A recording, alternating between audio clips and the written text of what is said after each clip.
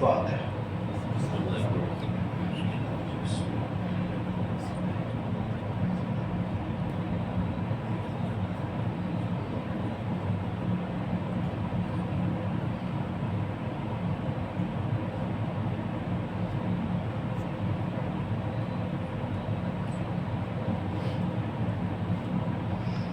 اعوذ باللہ من الشیطان الرجیم، بسم اللہ الرحمن الرحیم،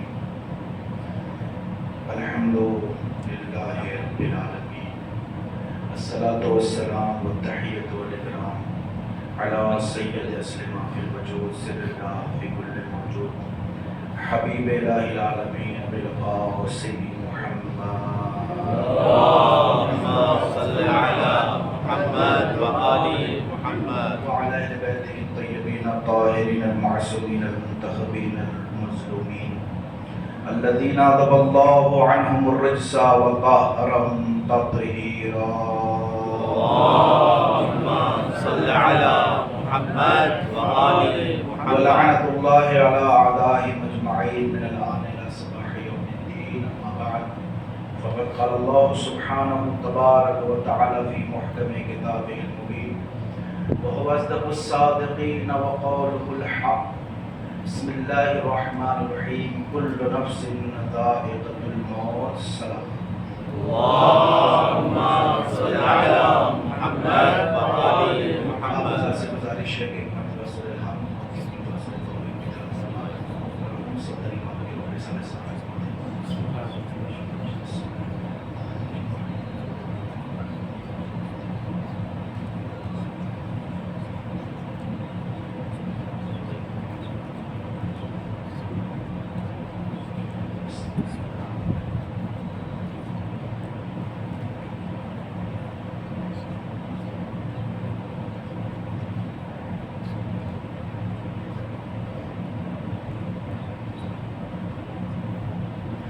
ایک صلوات پڑھتے محمد والے۔ اللهم صل على محمد وآل محمد۔ عزیزان گرامی، بزرگان محترم، ہم سب مل کر اس وقت دنیا کی عظیم ترین عبادت میں مصروف ہیں جسے ذکر محمد والے محمد کہتے ہیں۔ اللہ اس ذکر کو بپا کرنے کے توفیق ہر انسان کو نصیب فرمائے اور ہماری اور آپ کی مجلس کو اپنی بارگاہ میں مشکور و مقبول فرمائے۔ یقیناً آپ کو پتہ ہے کہ مجلس ایک جوان کے سارے ثواب کی مناسبت سے رکھی گئی ہے جن کا نام سلطان امام تھا اور ان کو بے دردی سے شہید کر دیا گیا۔ یقیناً بڑا شاق گزرتا ہے گھر والوں پر کہ جب اپنے جوان کی موت کی خبر سنتے ہیں، لیکن ظاہراً ہم لوگ جب دنیا سے کوئی مرحوم جاتا ہے تو ہم لوگ گریہ کرتے ہیں، بکا کرتے ہیں، روتے ہیں، لیکن حقیقت میں وہ مرد مومن جب اس دنیا سے جا رہا ہوتا ہے تو ہمیں روایات پہ بھی نظر رکھنی چاہیے کہ اس دنیا سے جانے کے بعد یا اس دنیا سے جاتے وقت اور انتظار کے وقت اگر وہ ان شخصیات کا مشاہدہ کر رہا ہے کہ جن شخصیات کا دیدار کرنے کے لیے دنیا میں تڑپ رہا تھا، تو پھر اسے وہ موت کی تلخی نظر نہیں آتی ہے۔ ہم لوگ گریہ کر رہے ہیں لیکن وہ تو خوش دنیا سے جا رہا ہے کیونکہ اس نے ان کو دیکھ لیا ہے کہ جس کی زندگی میں وہ تمنا کرتا تھا کہ میں انہیں دیکھ لوں۔ لہذا اسی مناسبت سے کچھ باتیں آپ کی خدمت میں۔ ایک مومن جب اس دنیا سے جاتا ہے، مومن سے مراد ایک علی کا شیعہ جب اس دنیا سے جاتا ہے تو روایات اور حدیث میں کیا اس کی منزلت ہے، کیا اس کی قدر و قیمت ہے، اگر ہم اس کا اندازہ لگا لیں گے تو یقیناً ہم لوگ بھی مرنے کی تمنا کرنے لگیں گے۔ قرآن مجید کی مشہور معروف انشاءاللہ روایت کی طرف لے کر کے آؤں کہ روایات میں ایک مرحوم، ایک شیعہ، ایک مومن کی کیا عظمت ہے۔ قرآن مجید کی بڑی مشہور معروف آیت ہے سورہ آل عمران کی، جس کے میں نے تلاوت کا شرف حاصل کیا آپ کے سامنے۔ پروردگار اعلیٰ ارشاد فرماتا ہے کہ کل نفس ذائقۃ الموت، کہ ہر نفس کو موت کا مزہ چکھنا ہے۔ کتنی مشہور آیت ہے، ہر نفس کو موت کا مزہ چکھنا ہے۔ اچھا، موت کہتے کسے ہیں؟ موت کی حقیقت کیا ہے؟ اگر آپ آسان لفظوں میں موت سمجھنا چاہتے ہیں تو موت کسے کہتے ہیں؟ इफ्तिराक रूह अनिल जसद हुवल मौत, रूह का जिस्म से अलग हो जाना ये मौत है। और कुरान कहता है कि कुल्लु नफ्सिन दायक़तुल मौत, हर नफ्स को मौत का मज़ा चखना है। और इफ्तिराक रूह अनिल जसद, रूह का अलग हो जाना बदन से, जिस्म से, ये आसान लफ्ज़ों में मौत इसको कहते हैं। तो हर नफ्स को मौत का मज़ा चखना है, यानी क्या मतलब, यानी हर इंसान की रूह उसके बदन से एक ना एक दिन जुदा हो जाएगी। अब देखिए, मौत के हवाले से मैंने आपकी खिदमत में एक आयत पेश की कि रूह बदन से अलग हो जाना, रूह का बदन से अलग हो जाना ये मौत है। अब आइए फिर कुरान मजीद से पूछते हैं कि रूह जो अलग होती है बदन से, ये रूह को अलग करने का अमलिया और काम ये कौन करता है? फिर अल्लाह ने सूरह सजदा में इरशाद फरमाया, कुल यतवफ़्फ़ाकुम मलकुल मौत अल्लज़ी वुक्किला बिकुम तुम्मा इला रब्बिकुम तुरजाऊन। ए हबीब कह दीजिए कि तुम्हें जो मौत आती है, तुम्हारी जो रूह कब्ज करता है, वो कोई और नहीं है, मलकुल मौत है, मौत का फरिश्ता है। अल्लज़ी वुक्किला बिकुम, कि जिसको इसी काम के लिए मामूर किया गया है। तुम्मा इला रब्बिकुम तुरजाऊन, फिर तुम अपने रब की तरफ पलटा दिए जाओगे। तो रूह का जिस्म से अलग हो जाना ये मौत है। और ये कौन अता करता है? मलकुल मौत, यानी अल्लाह ने मलकुल मौत की ड्यूटी लगाई है, उसको अम्र दिया है, मामूर किया है इस बात पर कि वो लोगों की रूह को अलग करे, उनके जिस्मों से उन्हें मौत अता करे। अब आइए देखते हैं कि मलकुल मौत जब अल्लाह से आता, अल्लाह से इज़्न लेकर के जब मलकुल मौत रूह कब्ज करने आता है तो किसकी इजाजत के साथ रूह कब्ज करने आता है? फिर अल्लाह ने सूरह आल इमरान में इरशाद फरमाया कि वमा काना लिनफ्सिन अन तमूता इल्ला बिइज़्निल्लाह किताबन मुअज्जला, कि देखो कि उस वक्त तक किसी भी नफ्स को मौत नहीं आती है कि जब तक मलकुल मौत रूह कब्ज करने की इजाजत अल्लाह से ना ले ले। तवज्जो चाहता हूँ, वमा काना लिनफ्सिन अन तमूता, किसी भी नफ्स को मौत नहीं आएगी इल्ला बिइज़्निल्लाह, मगर जब तक अल्लाह की इजाजत ना हो। यानी मलकुल मौत अल्लाह की इजाजत लेता है तब जाकर के एक मोमिन की रूह को कब्ज करता है। ये कुरान की आयतें बता रही हैं। यानी अगर किसी मोमिन की रूह कब्ज कर रहा है मलकुल मौत, तो अल्लाह से उसकी इजाजत ले रहा है। दलील क्या है? बिइज़्निल्लाह वमा काना लिनफ्सिन अन तमूता इल्ला बिइज़्निल्लाह, कि जब तक अल्लाह का इज़्न ना हो तो मलकुल मौत किसी भी मोमिन की रूह कब्ज नहीं करता है, किसी भी मोमिन की, किसी भी नफ्स की रूह कब्ज नहीं करता है। अब आइए देखते हैं कि अली के शियों की अजमत क्या है, मरहूम सफदर इमाम की अजमत क्या है, कि अल्लाह ने उनको कौन सी मंजिलत अता की है। अब सुनिएगा, रिवायत कहती है कि जब अल्लाह के नबी इरशाद फरमाते हैं कि लम्मा उसरिया बी इला समाई सादिसा, कि जब मैं शबे मेराज छठे आसमान पे पहुंचा, फरायतु मलकल मौत, मैंने मलकुल मौत को देखा, उन्होंने मुझे देखा, मैंने मलकुल मौत को सलाम किया, मलकुल मौत ने मुझे सलाम का जवाब दिया। जब मलकुल मौत ने मुझे सलाम का जवाब दिया तो एक मर्तबा मलकुल मौत ने मुझसे एक जुमला कहा, या रसूल अल्लाह इज़ा वसलता इलल अर्ज़ फअब्लिग अन्नी सलाम इला अली इब्न अबी तालिब। इज़ा वसलता इलल अर्ज़ फअब्लिग अन्नी सलाम इला अली इब्न अबी तालिब, या रसूल अल्लाह जब जमीन पर जाइएगा तो अली को मेरा सलाम पहुंचा दीजिएगा। तो जैसे ही अल्लाह के रसूल ने सुना कि अली को मेरा सलाम पहुंचा दीजिएगा, फौरन एक मर्तबा अल्लाह के रसूल कहते हैं, कैफ़ तारिफुहु, तुम अली को कैसे जानते हो? जुमला सुनिएगा, तुम अली को कैसे जानते हो? एक मोमिन की अज़मत सुनिएगा, तुम अली को कैसे जानते हो? तो फौरन मलकुल मौत ने कहा, कैफ़ ला आरिफुहु, कैसे मैं अली को ना पहचानूं? इसलिए कि लिअन्नल्लाह अमरनी अल्लाह अक़बिज़ा अरवाहा शियते अली इब्न अबी तालिब इल्ला बिइज़्निही, क्योंकि अल्लाह ने जब मुझे मलकुल मौत बनाया तो मुझे हुक्म दिया कि जब तक अली से इजाजत ना ले लेना, अली के शियों की रूह कब्ज़ न करना। सलावत पर मोहम्मद व आले मोहम्मद।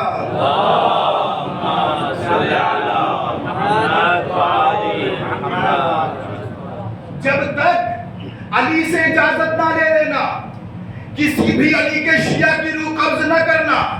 अब देखिए, कुरान कहता है कि मलकुल मौत रूह कब्ज करता है और इजाजत लेता है अल्लाह से, और रिवायत कह रही कि जब अली के शियों की रूह कब्ज करता है मलकुल मौत तो इजाजत देता है मौलाए कायनात से, मौलाए कायनात से।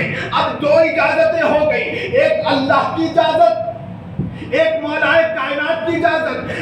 مسئلہ یہ ہے کہ قرآن کی آیت کے خلاف اگر کوئی روایت جا رہی ہے تو اسے دیوار پہ مار دیا جاتا ہے. یہی تو ہے نا, اگر کوئی روایت قرآن کے خلاف جائے تو اسے دیوار پہ مار دیا جاتا ہے, اسے دیوار پہ مار دیا جاتا ہے. تو قرآن کی آیت کہہ رہی ہے کہ ملک الموت اللہ سے اجازت لیتا ہے, اور روایت کہہ رہی ہے کہ ملک الموت علی سے اجازت لیتا ہے.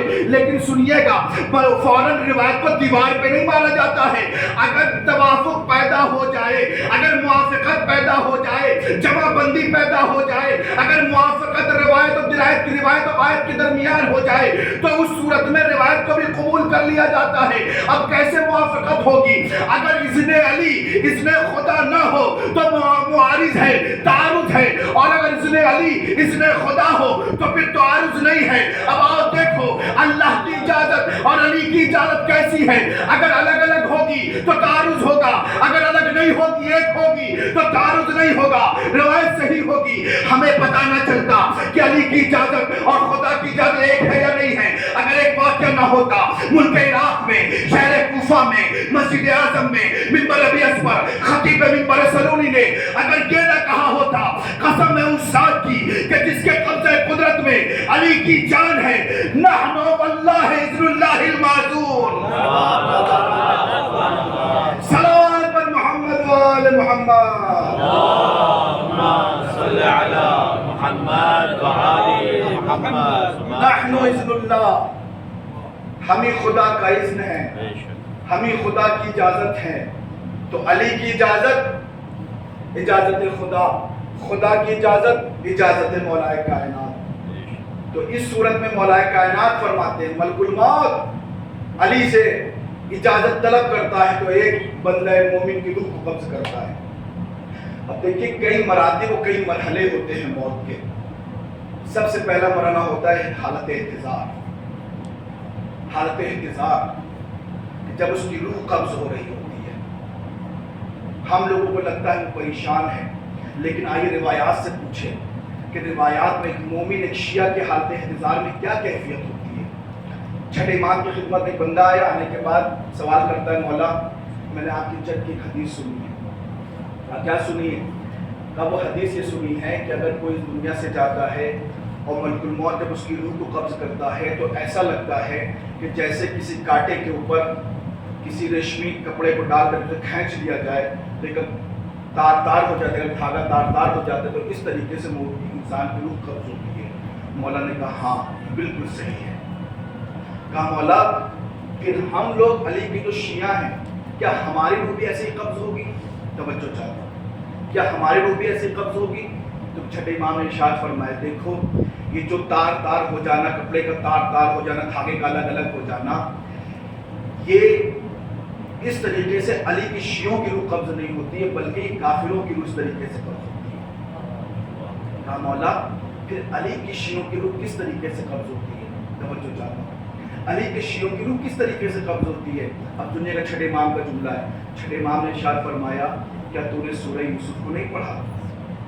کہا مولا سورہ یوسف کو تو ہم نے پڑھا ہے. میرے مولا نے کہا کیا سورہ یوسف سے تو نے نتیجہ نہیں نکالا کہ علی کے شیعوں کی کس طریقے سے روح قبض ہوتی ہے؟ اس نے کہا مولا مجھے نہیں پتا. کیا تو بھول گیا؟ مولا فرماتے کیا تو بھول گیا کہ جب ایک مرتبہ جناب زلیخا سلام اللہ جناب زلیخا پر یہ الزام لگایا گیا کہ تم جناب یوسف کے حسن میں اتنی دیوانی ہو گئی ہو, اتنی مجنون ہو گئی ہو کہ تم نے اپنے یہ بھی تم خیال نہیں کر رہی ہو کہ ہم زلیخا ہیں, ہم ملکہ مصر ہیں, بلکہ اس کے باوجود تم نے جناب یوسف کے محبت میں اپنے آپ کو گرفتار کر لیا, تم کیسی ہو؟ تو ایک مرتبہ میں چھٹے امام فرماتے تم کو پتا ہے کہ جناب زلیخا نے کیا کیا تھا؟ کہا مولا کیا کیا تھا؟ کہا تمہیں پتا ہے جناب زلیخا نے مصر کی تمام عورتوں کو بلایا, ایک پردہ کھینچ دیا, تمام عورتوں سے کہا کہ تم لوگ کھڑی ہو جاؤ, اور جناب یوسف کو پردے کے پیچھے کر لیا, اور ایک مرتبہ تمام عورتوں جناب یوسف سے کہا تھا, عورتوں سے کہا تھا کہ دیکھو جب یوسف پردے سے نکلنے لگے تم لوگ اپنے سب کے ہاتھ میں جناب زلیخا نے لیمو دے دیا کہ تم لوگ اپنے لیمو کو کاٹ دینا, لیمون کو کاٹ دینا. تو ایک مرتبہ روایت کہتی ہے میرے مولا نے فرمایا کہ تمہیں پتا ہے کہ جب جناب یوسف علیہ السلام پردے سے نکل رہے تھے، عورتوں نے جیسے ہی جناب یوسف علیہ السلام کو دیکھا، جیسے جناب یوسف کو دیکھا، اپنے لیمون کو کاٹ دیا، نیبو کو کاٹ دیا. لیکن جناب میرے مولا نے سوال کیا، ایک بات بتاؤ کہ جب تک جناب یوسف سامنے تھے کیا ان کو کوئی پتا چلا تھا کہ ان کی انگلیاں کٹی ہیں یا نہیں کٹی ہیں؟ کہا مولا ان لوگوں نے اپنی انگلیاں کاٹ لی، لیکن جب تک یوسف سامنے رہے انگلیاں کٹ گئی پتا بھی نہ چلا، انگلیاں کٹ گئی پتا بھی نہ چلا. تو میرے مولا نے کہا کیوں؟ کہا اس لیے مولا کہ تمام عورتیں جناب یوسف کے دیدار میں اتنی مہک ہو گئی تھی کہ جب تک یوسف سامنے رہے تھے عورتوں نے نیبو کاٹنے کے بجائے اپنی انگلیاں کاٹ لی، عورتوں کو پتا بھی نہیں چلا کہ انگلی کب کٹ گئی. کہا تمہیں پتا نہیں یہی موقع ہوگا کہ جب علی کے شیعوں کی روح قبض ہوگی، جیسے ہی ملک الموت روح قبض کرے گا سامنے محمد ہوں گے، علی ہوں گے، فاطمہ ہوں گی، حسن ہوں گے، ان کی روح قبض بھی ہو جائے گی پتا بھی نہیں چلے گا. صلوات بر محمد و آل محمد، اللهم صل على محمد قبض ہو جائے گی اور ان کو پتا بھی نہیں چلے گا. تو اس طریقے سے ایک مومن کی روح قبض ہوتی ہے. بہت روایات اگر آپ پڑھیں بہت تفاصیل ہیں روایات میں سب کو چھوڑ کے بس خاص باتیں ذکر کر رہا ہوں. دیکھیے اس کے بعد احتضار کا وقت چلا جاتا ہے، مومن کو غسل و کفن دے کر کے دفن کر دیا جاتا ہے. اور جب دفن کیا جاتا ہے تو بہار انوار میں ایک روایت ہے، امام محمد باقر علیہ السلام سے معاف فرماتے ہیں مولا ارشاد فرماتے ہیں کہ دیکھو قبر کے اندر جب مومن جاتا ہے تو قبر روزانہ 5 چیزیں بولتی ہے اور کلام کرتی ہے. کہا مولا وہ کون سی چیزیں ہیں؟ کہا ان للقبر کل یوم 5 کلام. قبر روزانہ 5 مرتبہ کلام کرتی ہے. کہا مولا وہ کیا کرتی ہے؟ کہا سنو، قبر کہتی ہے انا بیت الوحشہ، انا بیت الغربہ، انا بیت الدود، انا القبر، انا روضۃ من ریاض الجنہ اور حفرۃ من حفر النار. علماء کرام تشریف فرمائیں. انا بیت الوحشہ، میں وحشت کا گھر ہوں. یہاں ایسی چیز لے کر کے آنا جو تمہارے لیے انس پیدا کر سکے. انا بیت الغربہ، میں غربت کا گھر ہوں. انا بیت الدود، میں کیڑے و مکوڑے کا گھر ہوں. کون کہہ رہا ہے؟ قبر کہہ رہی. 6 ماہ 5 ماہ فرما رہے. انا بیت الدود، میں کیڑے و مکوڑے کا گھر ہوں. پھر میرے مولا نے ارشاد فرمایا، پھر قبر کہتی ہے انا روضۃ من ریاض الجنہ، میں جنت کے باغوں میں سے ایک باغ ہوں. پھر جملہ سنیے گا، انا روضۃ من ریاض الجنہ، میں جنت کے باغوں میں سے ایک باغ ہوں. پھر کہا انا حفرۃ من حفر النار، میں جہنم کے گڈھوں میں سے ایک گڈھا ہوں. دیکھیں 2 چیزیں ہیں، قبر ایک ہے، یہی جنت کے باغوں میں سے ایک باغ ہے.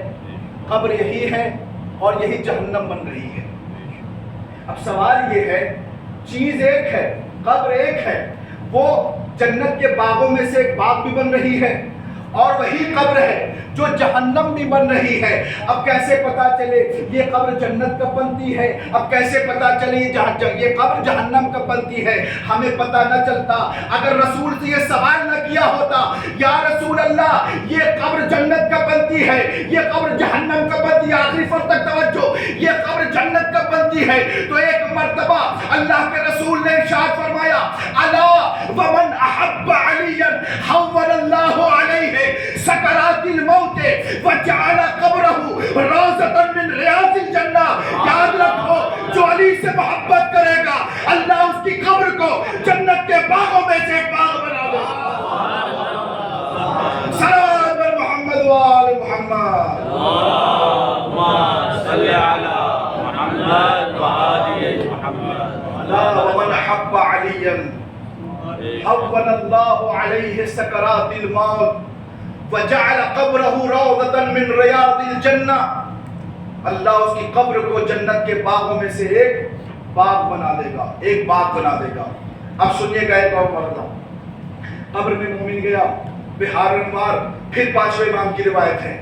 امام فرماتے ہیں کہ جب مومن قبر کے اندر جاتا ہے تو یہ مت سوچنا کہ وہ تنہا جا رہا ہے, یہ مت سوچنا وہ تنہا جا رہا ہے. مولا فرماتے ہیں اذا مات العبد المؤمن دخل معه في قبره ستة صور, جب کوئی مرد مومن قبر کے اندر داخل ہوتا ہے تو قبر میں 6 تصویریں اس کے ساتھ داخل ہوتی ہیں.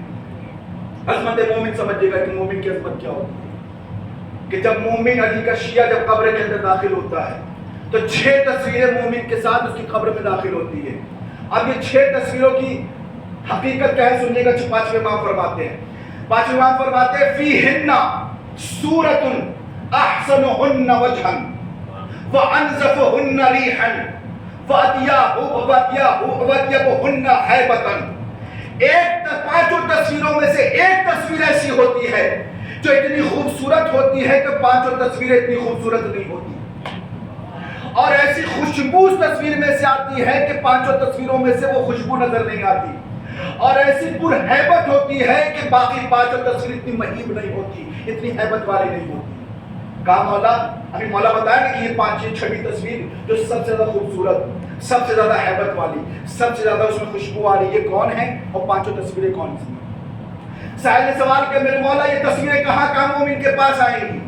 کہ میرے مولا نے کہا ایک تصویر مومن کی دائیں جانب کھڑی ہو جائے گی, ایک تصویر مومن کی بائیں جانب کھڑی ہو جائے گی, ایک اس کے پیچھے کھڑی ہو جائے گی, ایک آگے کھڑی ہو جائے گی, اور ایک بالکل سر کے سامنے. کہا یہ 5 تصویریں اپنی اپنی جگہ لے لیں گی. پھر میرے مولا نے فرمایا وہ تصویر جو سب سے زیادہ خوبصورت ہے, سب سے زیادہ حسین ہے, جس میں سب سے زیادہ خوشبو آ رہی ہے, فَتَقِفُ عَلَى رَأْسِ الْمُؤْمِنِ, وہ مومن کے سر پہ جا کر کے رک جائے گی. اب جب یہ 6ٹھی تصویر مومن کے سر پہ جا کے رکے گی تو ایک مرتبہ 5 تصویریں کہیں گی کہ دیکھو ہم مومن کی دائیں جانب, کوئی بائیں جانب, کوئی آگے کوئی پیچھے, تم سر پہ ہو. تو سب سے پہلے جو سر پہ جو مومن کی تصویر ہوگی وہ ان 5 تصویروں سے سوال کرے گی.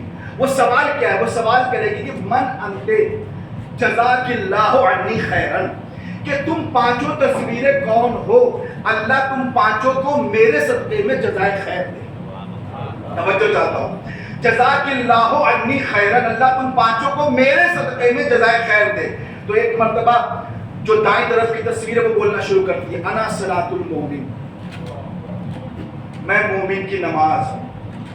بغل والی کہتی ہے انا الصیام, میں مومن کا روزہ ہوں. جو آگے وہ کہتی ہے انا الزکات, میں مومن کی زکات ہوں. جو پیچھے ہے وہ کہتی ہے انا الخمس, میں مومن کا خمس ہوں.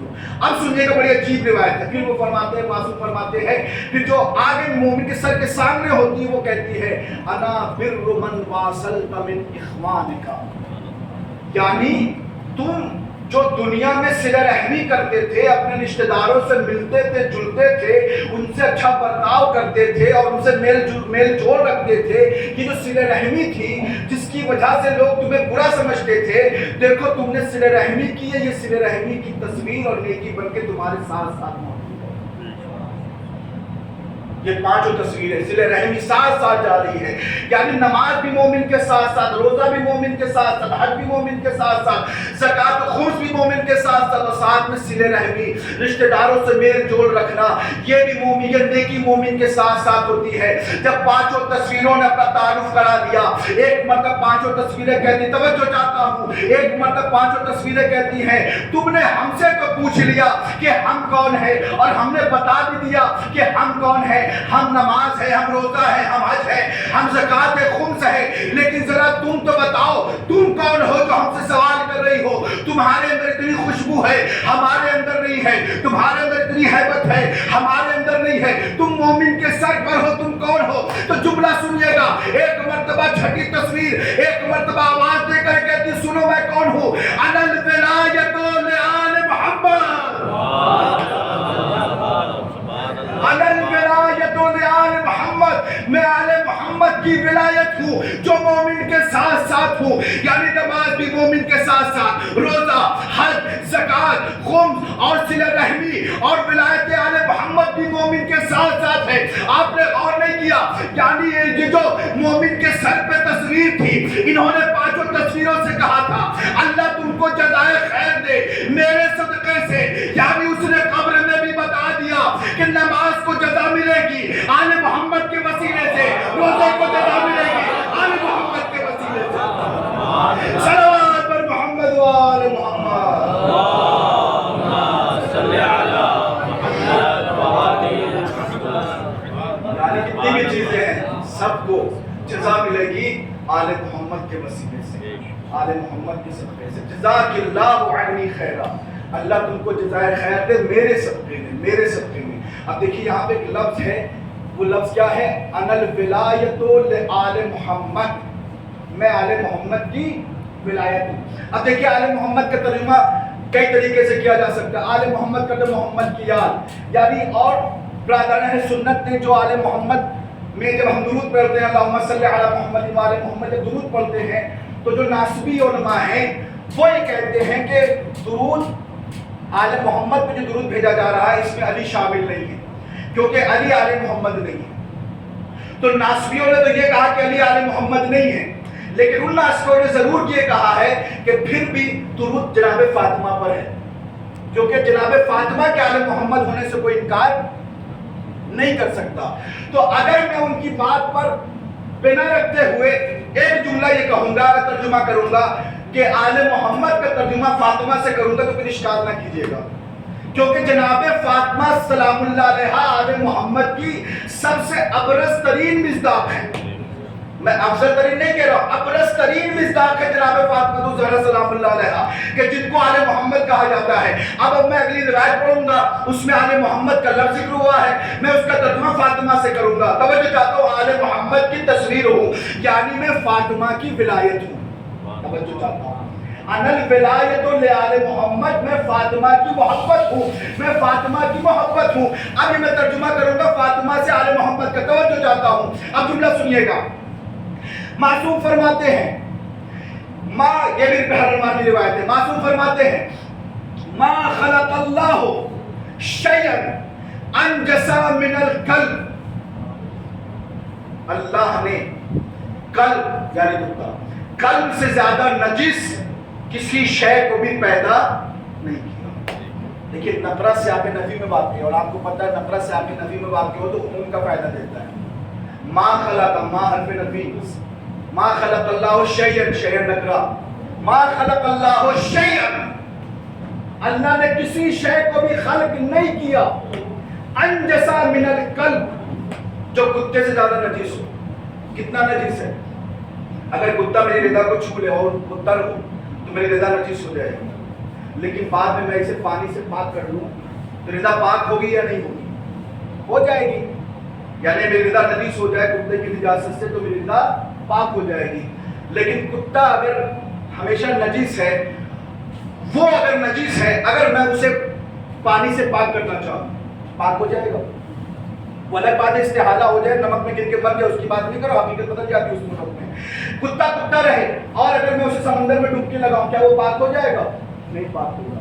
تو یہ کپڑا نجیس ہے, پاک ہو گیا, کتا پاک کیوں نہیں ہو رہا ہے؟ دو زبانوں میں استعمال کروں گا, اور میں کرام بھی تشریف فرمائے. دیکھیے منطق میں اس کو کہتے ہیں نجاست, کہتے ہیں یہ عرضی نجاست ہے, آئی اور چلی گئی.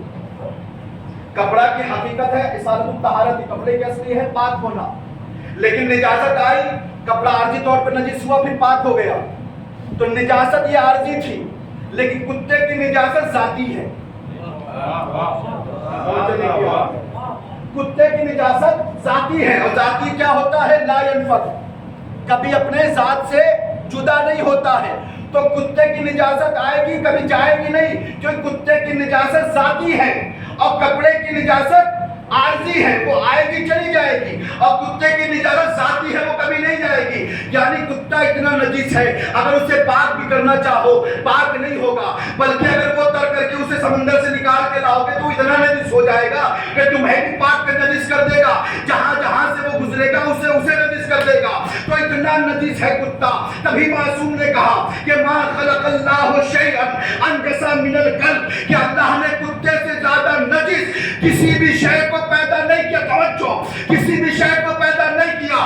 اب سنیے چھٹے امام نے کیا کہا کہ کتے سے زیادہ نجیس کون ہے. توجہ, میں آل محمد کا ترجمہ فاطمہ سے کروں گا. معصوم فرماتے ہیں ما خلق اللہ شیئا انجسا من الکلب، اللہ نے کتے سے زیادہ نجس کسی بھی شے کو پیدا نہیں کیا۔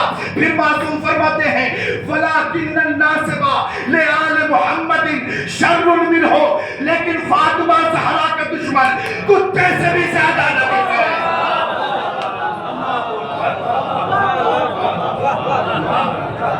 لیکن فاطمہ زہرا سلام اللہ علیہا کا دشمن ولیکن الناسب لآل محمد شر منہ، کتے سے بھی زیادہ نجس ہے، کتے سے بھی زیادہ نجس ہے۔ اسی لیے سارے فقہا جس طریقے سے کافروں کی نجاست کے قائل ہوئے ہیں، اسی طریقے سے ناصبیوں کی نجاست کے بھی قائل ہوئے ہیں، سید علی سستانی بن نواسب کی نجاست کے قائل ہوئے ہیں۔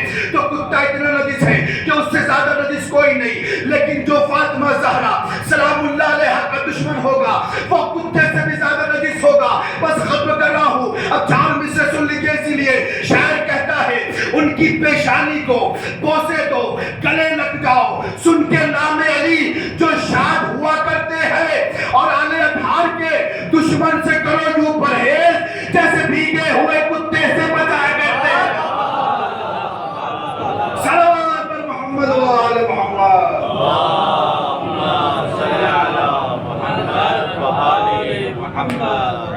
اور کے دشمن سے کرو یوں پرہیز جیسے بھیگے ہوئے کتے سے بچا کرتے ہیں۔ تو اللہ نے کتے سے زیادہ نجس کسی شے کو پیدا نہیں کیا، لیکن بی بی فاطمہ الزہرا سلام اللہ علیہا کا دشمن کتے سے بھی زیادہ نجس ہے۔ اور یہ ولایت ہے جو ساتھ ساتھ مومن کے ساتھ ساتھ جاتی ہے، قبر میں اس کے ساتھ ساتھ جاتی ہے، قبر میں ساتھ ساتھ جاتی ہے۔ اور عزیزان گرامی، میں روایت 40 کا موقع ہے، اکثر روایت پڑھتا ہوں۔ معصوم فرماتے ہیں کہ جب کوئی زائر اس دنیا سے جاتا ہے اور قبر میں چلا جاتا ہے تو آپ کو پتہ چلے، امام فرماتے ہیں ان فاطمہ بنت محمد تحضر زوار قبر ابی عبداللہ حسین فتستغفر له۔ جب کوئی زائر اس دنیا سے جاتا ہے تو بی بی فاطمہ الزہرا سلام اللہ علیہا اس کی قبر میں حاضر ہوتی ہے اور اس کے لیے مغفرت کی دعا کرتی ہے پروردگار سے۔ صدارو، ایک جوان کے سال ثواب کی وجہ سے، یقیناً جوان مومن تھے، آل محمد کے عاشق تھے، اس دنیا سے گئے۔ جنازہ جب گھر آیا ہوگا اور ماں باپ نے جب جنازے کے بچے کے جنازے کو دیکھا ہوگا، دیکھو آپ نے بھی دیکھا ہوگا، یہ تجربہ ہے کہ جس کے گھر میں موت ہوتی ہے، جس کے گھر میں موت ہوتی ہے، سب سے خطرناک طریقے سے جو روتے ہیں وہ گھر والے روتے ہیں۔ بھائی روتا ہے، ماں روتی ہے، باپ روتا ہے، بہنیں روتی ہیں، بیٹے روتے ہیں، بیٹیاں روتی ہیں۔ یہ لوگ بڑے زبردست طریقے سے روتے ہیں، بڑے بین کر کے روتے ہیں۔ لیکن جو رشتہ دار ہوتے ہیں وہ بھی روتے ہیں، لیکن تھوڑی دیر کے بعد وہ چپ ہو جاتے ہیں۔ لیکن جو گھر والے ہوتے ہیں مسلسل روتے ہیں، کیونکہ ان کا گھر والا اپنا گیا ہے، اپنا گیا ہے، اپنا ہوتا ہے۔ لوگ پوچھتے ہیں سجاد 40 سال تک کیسے روئے؟ اگر سجاد کے پاس جو ابا عبداللہ حسین جیسا باپ ہوتا، اگر تیرے پاس بھی حسین جیسا کوئی ہوتا تو بھی ایسے ہی ہوتا جیسے سجاد ہوتا۔ پوچھتا ہے خون کے آنسو کیسے روئے سجاد؟ عزادارو، آپ کو ایک منظر یاد دلاتا ہوں کہ جب یہ جنازہ گھر پہنچا ہوگا، جو ماں باپ نے دیکھا ہوگا، ماں باپ کے دل میں کیا گزری ہوگی، سنیے گا۔ تبت الثاقبہ میں یہ واقعہ لکھا ہے۔ ایک اٹھنی تھی، 2 دعوے دار تھے۔ ایک نے دعویٰ کیا یہ اٹھنی میری ہے، ایک نے دعویٰ کیا یہ اٹھنی میری ہے۔ معاملہ رسول تک پہنچا۔ جب معاملہ رسول تک پہنچا ہے تو ایک مرتبہ اللہ کے رسول نے کہا کہ اس کی اٹھنی ہے، دونوں نے کہا میری اٹھنی ہے۔ فیصلہ نہیں ہو رہا تھا تو ایک مرتبہ ایک بندے نے کہا، دعویٰ کرنے والے نے کہا کہ یا رسول اللہ اس اٹھنی کو ذبح کر دیجیے، اگر اس کے سینے سے کالا داغ نکلے، سینے میں کالا داغ نکلے تو یہ میری اٹھنی ہوگی، اور اس کے بعد اگر نہیں نکلے گا تو جو اس کا پیسہ ہوگا میں اس بندے کو دے دوں گا جو دعویٰ کرتا ہے۔ رسول نے کہا ٹھیک ہے. اونٹنی کو ذبح کیا گیا. اونٹنی کے سینے میں ایک کالا داغ تھا. کالا داغ تھا. تو ایک مرتبہ اللہ کے رسول نے پوچھا تجھے کیسے پتا اس کے سینے میں کالا داغ ہے؟ تم نے تو دیکھا نہیں, ظاہر سے دکھتا نہیں ہے کہ اندر سے سینے میں کیا ہے. جملہ سنیں اس نے کیا کہا. اس نے جملہ کہا, کہتا یا رسول اللہ, میں نے اس اونٹنی کے سامنے اس کے چھوٹے سے بچے کو ذبح کیا تھا. میں نے اس اونٹنی کے سامنے اس کے چھوٹے سے بچے کو ذبح کیا تھا. مجھے یقین ہے کہ جس کی ماں کے سامنے اس کا بچہ تڑپ تڑپ کے مرتا ہے تو اس کی ماں کے سینے میں داغ ہو جاتا ہے. عزادارو, یہ جانور ہے, جانور کہ جس کے سامنے اگر اس کے بچے کو ذبح کیا جائے تو ماں برداشت نہ کر سکے. ذرا سوچو, جب اکبر کا جنازہ ام لیلا نے دیکھا ہوگا, امام حسین نے دیکھا ہوگا تو کس طریقے سے گریہ کیا ہوگا. عزادارو, جناب اکبر کے مسائل پڑھنے کی فرمائش کی گئی ہے کیونکہ ایک جوان کی میت اٹھی ہے نا گھر سے, ایک جوان کا لاشا اٹھا ہے گھر سے. عزادارو, آپ کو پتا ہے جناب اکبر علیہ السلام جب وقت آخر امام حسین کے پاس آتے ہیں, کہتے بابا مجھے بھی مرنے کی اجازت دیجئے. امام حسین نے کہا بیٹا میں تجھے کیسے مرنے کی اجازت دے دوں, ارے تجھ کو جناب زینب نے پالا ہے. عزادارو, ایک مرتبہ جناب اکبر جناب زینب کے پاس آتے ہیں, آنے کے بعد کہتے پھوپھی اماں مجھے مرنے کی اجازت دیجئے. عزادارو, حمید ابن مسلم کہتا ہے کہ میں نے دیکھا جب اکبر خیمے میں داخل ہوئے تو خیمے کا پردہ بار بار اٹھتا تھا, بار بار گرتا تھا, بار بار اٹھتا تھا, بار بار گرتا تھا. اور کوئی بی بی اکبر کے دامن کو پکڑ کے کہتی تھی بھیا اکبر ہمیں چھوڑ کے مت جانا, بھیا اکبر ہمیں چھوڑ کے مت جانا. عزادارو, حمید ابن مسلم نے کہا جملہ سنو گے. عزادارو, جب صفدر امام کا کفن ہوا ہوگا, جب لاشا گھر پہنچا ہوگا, گھر والے روئے ہوں گے, لیکن تھوڑی دیر کے بعد خاندان والوں نے دلاسا دیا ہوگا, گھر والے خاموش ہو گئے ہوں گے. اور آپ نے بھی یہ منظر اپنے گھروں میں دیکھا ہوگا کہ گھر والے تھوڑی دیر کے بعد خاموش ہو جاتے ہیں, لیکن جنازہ جب کفن کے بعد دوبارہ گھر سے نکلنے لگتا ہے تو جیسے پہلے ماتم ہوتا تھا ویسے ہی جنازے پہ دوبارہ ماں تڑپ تڑپ کے ماتم کرتی ہے. عزادارو, تاریخ کہتی ہے جبل اکبر, ارے عزادارو, جبل اکبر خیمے سے نکلے تو ایسا لگتا تھا کسی جنازے, کسی جوان کا جنازہ کسی گھر سے نکل رہا, کسی جوان کا جنازہ کسی گھر سے نکل رہا ہو. عزادارو, جناب اکبر جنگ کر رہے ہیں. جنگ کرنے کے بعد عزادارو, جناب اکبر کو ایک مرتبہ کسی ظالم نے نیزہ مارا. جناب اکبر ایک مرتبہ زمین پر آئے, امام حسین قریب آئے, اکبر کے لاشے پر اکبر کے سینے سے بچی کا پھل نکالا. عزادارو, جناب اکبر نے جملہ کا بابا اپنے چہرے کو پھیر لیجئے. میں نے نانا سے سنا ہے کہ بیٹے کی دم بڑی مشکل سے نکلتا ہے. عزادارو, امام حسین کے بدن پر, امام حسین کی آغوش پر جناب اکبر نے دم توڑا. اکبر کا لاشا اٹھا کر امام حسین خیمے میں لے جانا چاہتے ہیں, لیکن امام حسین 3 دن کے بھوکے پیاسے لاشا اٹھا نہ سکے.